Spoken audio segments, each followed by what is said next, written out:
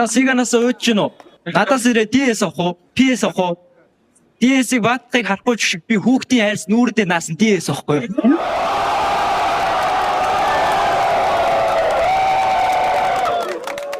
Тэмбэ байтны мөрөдөл харин та гутааж байсан болохоор надад одоо өрөөтөл дэтгэн суудлаа болохгүй бол доотгоод байгаадгүй. Та өнөөдөр намайг юу гчилсэн би л тоодгүй байгаа шүү. Надтай баалтны солиорч ихоор ирээд айдсаа тэгвэл орлогын чи үд нэгдэж орсны чи хаалга кодгүй шүү.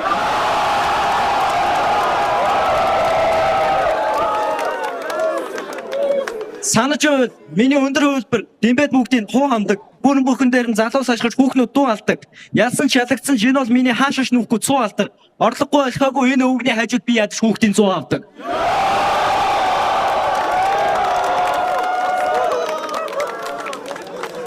Насгүйс царай болохгүй. Энэ хүн өөрөвчтэй аялын ганхуутай нэр холбоотой. Өнөөдөр юу ч болсон би ганхахгүй нэр нөлөөтэй. Ядаж би тогтмол орлого 100 хүүхдийн 100к-тай. Тэгэхээр таны дэргэд бол санхүүгийн эрх чөлөөтэй.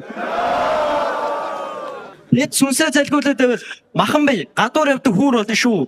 Панчлайнда зандан гэдэг үг оруулах юм бол хоёулаа 0 орё. Та тэнд жинхэнэ хатуу юмтай нүүр тулдаг шүү.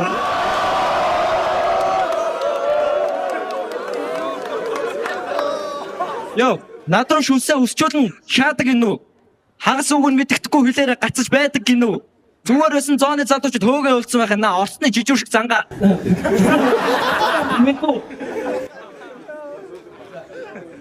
За, хил зүгшрүүлэх дасгал хийх үү? Дагаад нэг хэлээдгээ.